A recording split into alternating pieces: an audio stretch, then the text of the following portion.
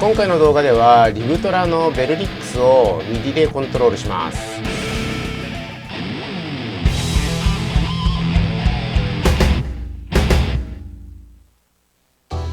こんにちは、イサムです。ギター機材を雰囲気じゃなく理解して使うチャンネルです。これまでの動画にも何回かで登場したこのリブトラのベルリックスですね。アンプセクションと IR セクション、ナムローダーと IR ローダーが一つの筐体に入ってつまみがついてるっていうこのペダルなんですけど、やっぱりね9つのアンプ、それもナムが使える、独自のレゾナも使える、あと IR も9つ使えるっていうことで、これがね結構面白いなと思ってます。で、何より面白いのがこのつまみがついてるところですね。このつまみでグリグリ直感的に動かせますよ。でしかもロータリーエンコーダーじゃなくてこの角度に意味があるんで、このつまみがすごく使いやすいということで、このつまみがついてるこのベルリックスで超面白いなと思ってるんですけど、ちょっと残念なところはこのフットスイッチですね。フットスイッチ、何が残念かっていうところです。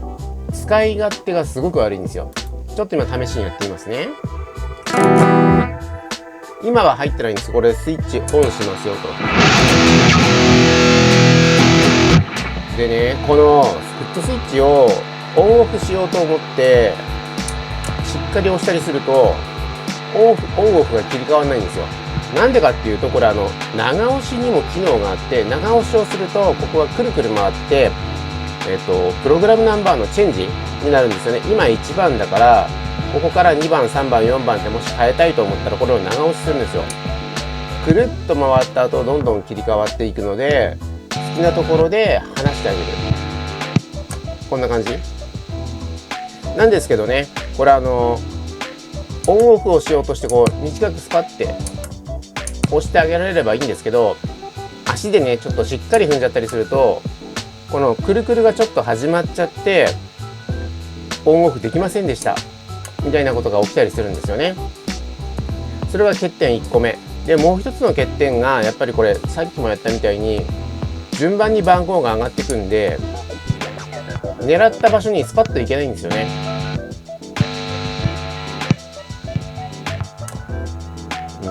1に戻ろうとしてもこうやって押しっぱなしにして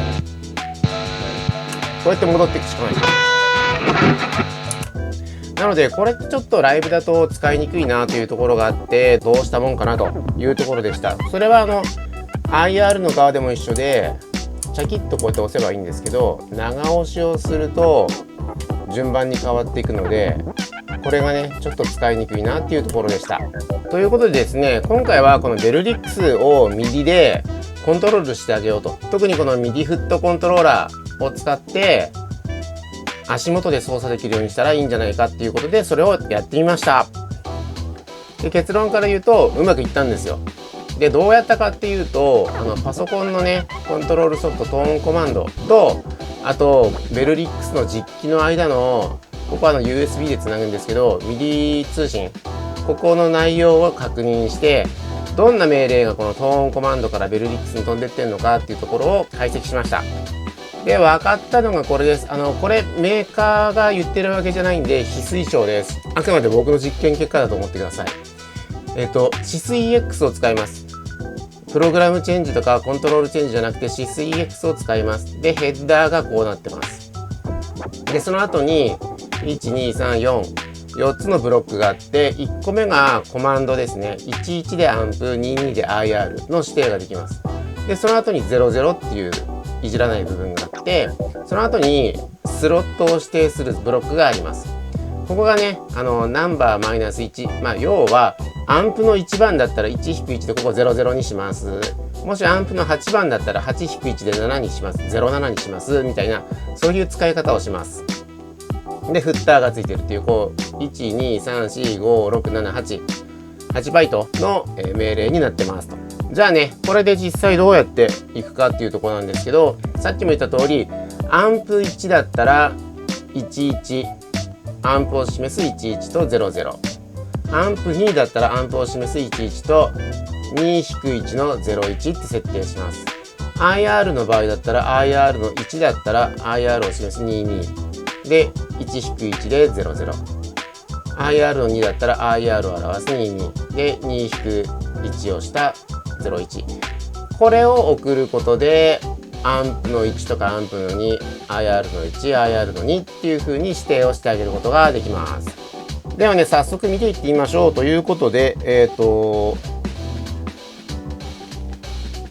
今回使うのはチョコレートプラスですね。で、チョコレートプラスを、USB ホストモード H の方にしておきます。で、ホストの時には電源が必要なので、こっちに USB で給電をしながら USB ケーブルをベルリックスにつないであげます。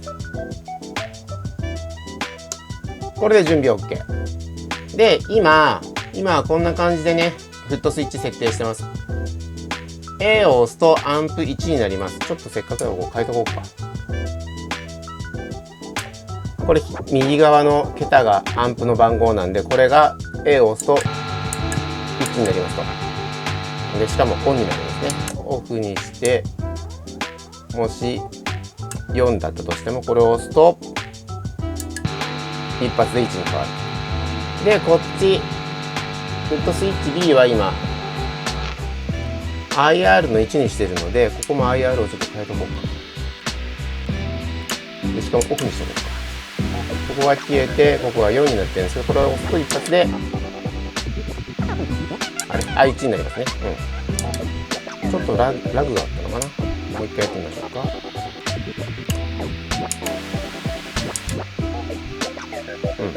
これじゃあ実際音がどういう風に聞こえるのかもちょっとやってみましょうかね。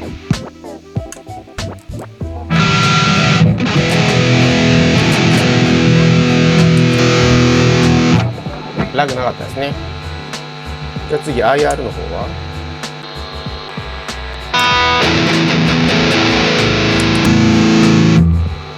シャキッと変わりましたね。今もう一回やってみようか。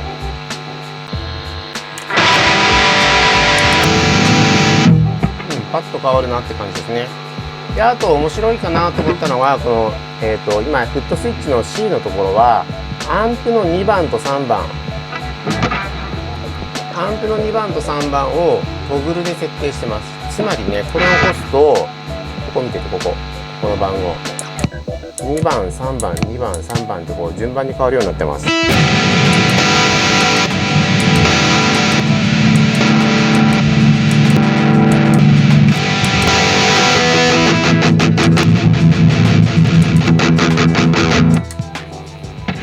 こんな感じで、プリアンプの切り替え行ったり来たりなんかもできます。ちょっとね、使ったアンプモデルのボリュームが揃ってなかったんで、同じつまみの状態だとこんな感じで音量差があったりするんですけど、こういう使い方もできます。同じようにこれ B ってなってるけど、実際 D ね、D、A、B、C、D ね、なんだけどフットスイッチ D は IR を入れてますと。なので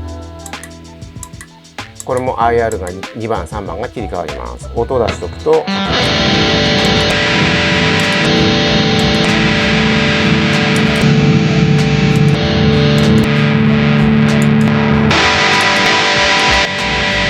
みたいな感じで切り替えることができるようになりましたということで、メーカーの推奨ではないですけど、このコマンドを使うことでちゃんと IR もアンプも切り替わるっていうことが分かりました。はい、ということでですね、今回このように、バッチリですね、右でベルリックスをコントロールすることができました。ベルリックスの兄弟機、僕も持ってる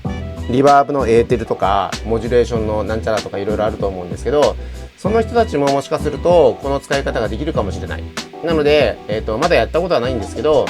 そういった使い方もできるんじゃないかなっていうところで面白いかなと思います。せっかくならちょっとやってみるかということで、急遽これ繋いでみました。どうなるか分かりません。今初めてやるんで。